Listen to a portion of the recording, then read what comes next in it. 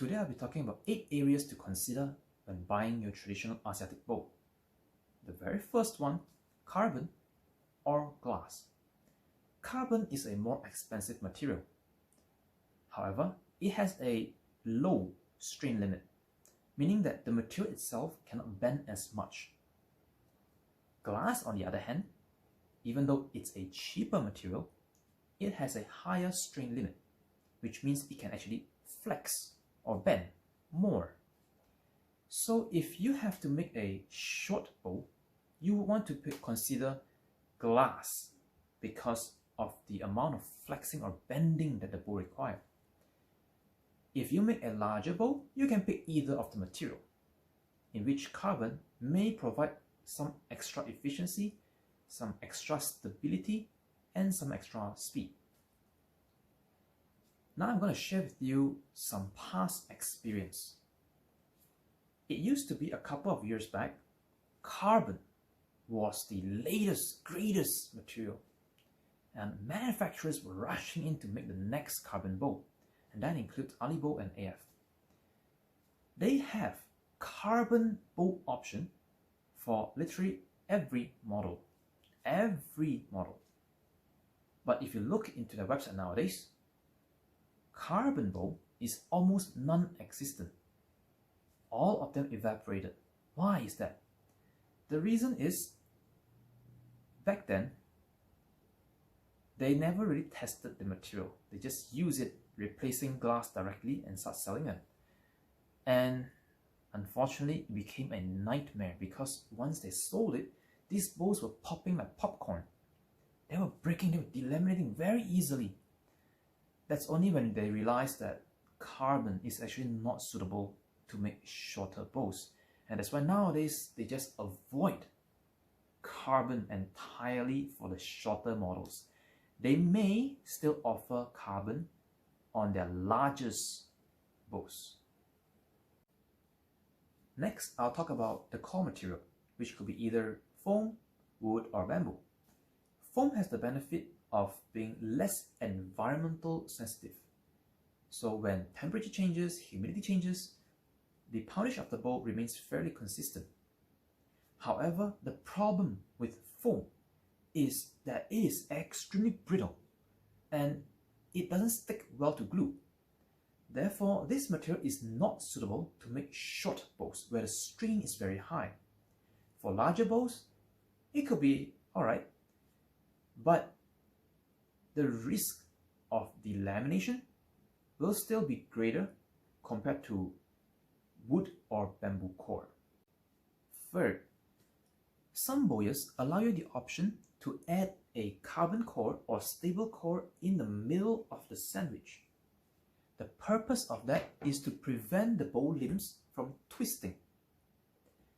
However, I usually do not recommend this option. Why is that so?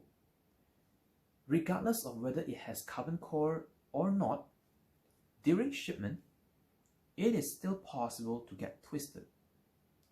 Because all it takes is just a hotter environment and perhaps some pressure from things that are stacking above the bow, and it comes in twisted. Without any carbon core, it is very easy for me to fix any twist. You just hit the limb, bend it back, done, very easy. It takes me maybe 10-15 minutes. But if the bow comes in with a carbon core and is twisted, it is a pain in the ass to fix it, because now that carbon layer is working against me. It tries to resist the correctional effort. So therefore, I usually advise against it. It is a little bit more difficult to fix if it becomes twisted, and it can become twisted. Fourth, bow length. A longer bow in general provides greater draw length. It also provides greater smoothness, less stacking, more stability, greater forgiveness. However, they are slower. They have greater vibration, greater hand shock, and perhaps less mobility. A shorter bow would be the opposite of that, where it is not as smooth to draw, it is more stacky, it is more sensitive, less stable, less forgiving, but they are faster. And their hand shock are usually lower, vibration lower, and maybe they are more mobile to use, more easy to maneuver. Now, which of that would be best for you? It really depends. My personal advice would always to pick a bow in which its maximum draw length is at least 2 inches greater than your full draw. If your full draw, say it's 30 inches, you do not buy a bow with a max draw length of 30 inches. You pick a bow with 32 inches of maximum draw length. And you get the idea. Now, I want you to avoid one misnomer, the horse bow. Some people have the idea that a horse bow has to be the shortest bow, and it's not true. Look at the Japanese Yabusame with their Yumi bows. The size is huge. Their bows are huge. Look at the Manchu archers, right? The Manchu horseback archers. Their bows are big. In fact, the smallest bows are not horse bows. They are flight bows. So horse bow doesn't have to be the smallest. Don't buy the smallest bow. Pick a bow that suits your draw length. I have seen cases where archers who are really tall, 1.8 meters tall, with draw length of probably 32 inches or greater, and they buy a tiny Turkish bow in which the maximum draw length is something like 28, but it starts to stack at something like 25, and he is struggling like, I couldn't draw it. Why torture yourself? Buy a bow that suits your draw length. Don't just go for the shortest bow just because people tell you that a horse bow has to be short. Fifth, Dacron versus fast flight. Which is better? Definitely fast flight. Why is that so? First of all, fast flight has a lower stretch, which means greater efficiency, although it comes at a price of having more stress on the bow. So the bow tips must be reinforced with fast flight. Number two, the fast flight has a lower creep, so your brace height maintains more consistently, and this is actually good for consistent performance over time. However, there are cases where you may want to consider Dacron. So if your bow is of an older design where it does not have this black reinforcement on the tips, use Dacron. Another case, if your bow is old, aged, you may not want to put as much stress on the bow anymore. So in these kind of cases, protect the bow with Dacron. Don't use fast flight. Now I'm going to share with you a story of this bow here, the Scorpius.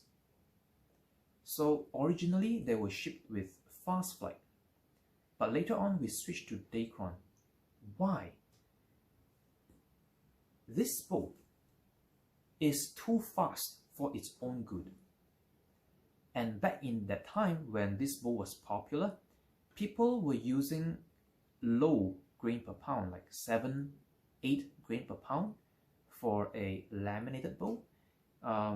Is considered too low, underweighted.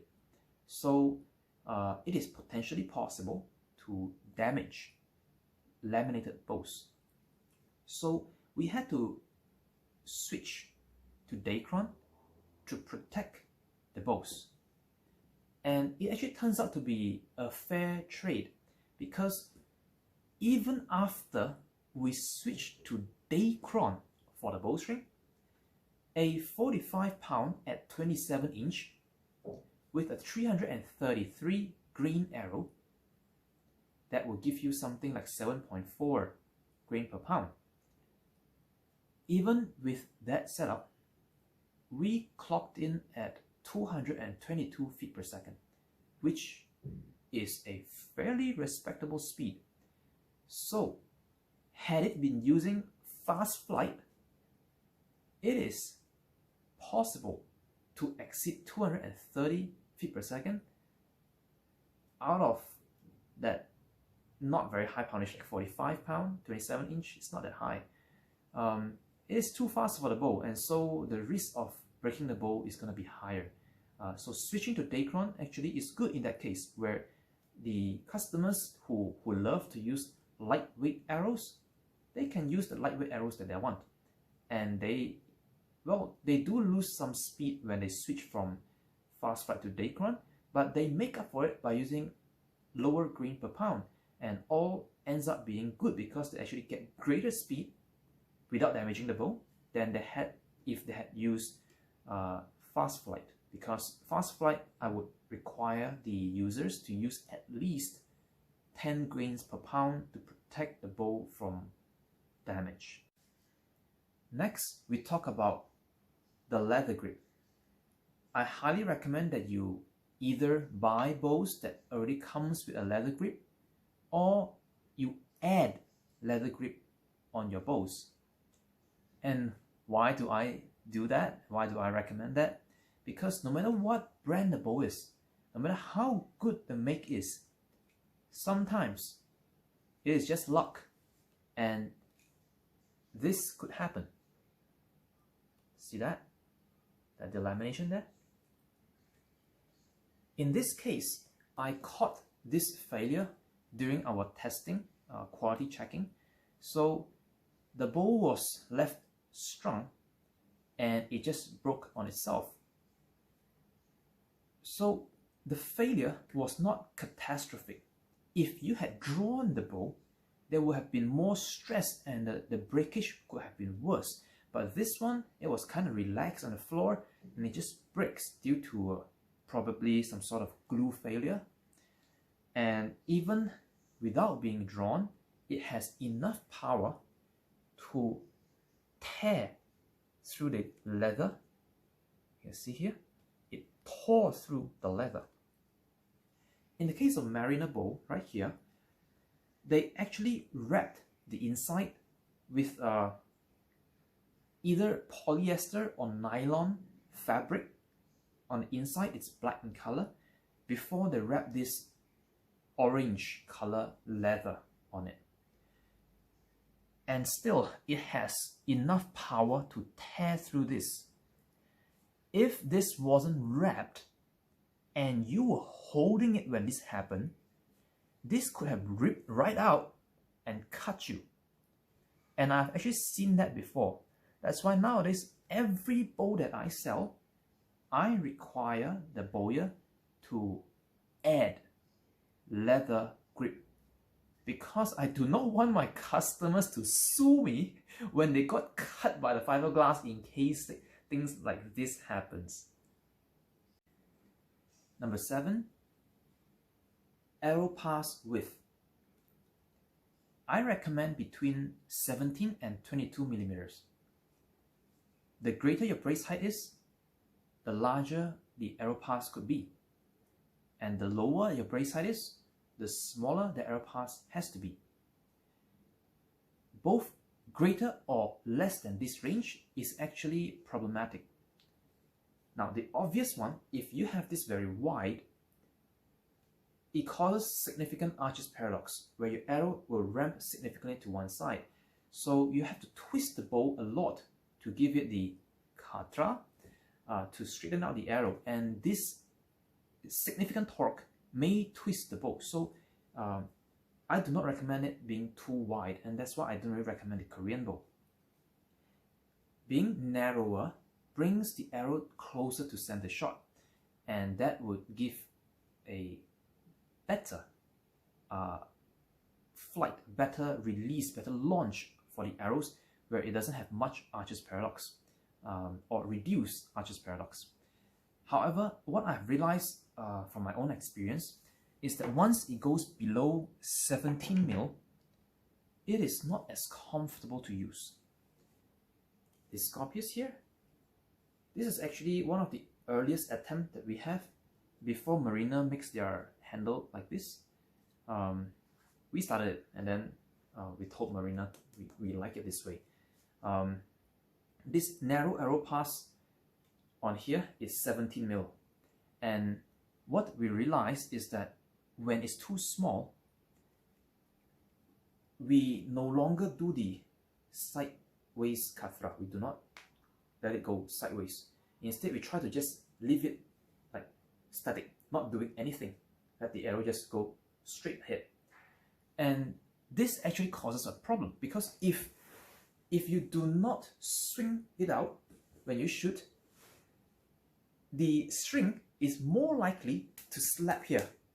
So if you want to shoot your bow with katra, I find that having the arrow pass width lower than 17 starts to become a problem. I prefer bows with arrow pass between 18 and 21 with a plus minus of 1 mil tolerance, and that's why it's 17 to 22. The eighth, QC, quality control. I don't know how other sellers, other makers do their QC, but the way that I do it, first thing when I receive the bow, string them all up, and then I check for straightness. So the way that you check for straightness, I'm going to show you. Hopefully I can get it on camera. Okay. Alright. You have to look down from this view. A lot of people try to look down the bow from this view and they say, oh, it's straight because it goes through the center of the bridge. Well, I can tell you this is not a very good way to test, because the bridge, in this case, for example, can be designed in such a way that it always maintains the string in the middle, so you don't really get a very good view unless the bow is very, very twisted. The better way is to look down this view. You will see that the surface here, okay, flat, horizontal, and this here, the tip here, should be sticking straight out of that surface just now, sticking straight out at 90 degrees on both sides. So if it's not 90 degrees, then the bow is already twisted. We will fix the twist first if necessary, because otherwise, if you keep it twisted for too long, then it can cause a problem in the long term. So we'll fix any severe twist first, and then we leave the bow strung for 3 days. We don't unstring it, we just leave it strung for 3 days to test if there's any defects within the material or the glue. After 3 days, we unstring it, let it rest, and then we repeat the cycle for a few times.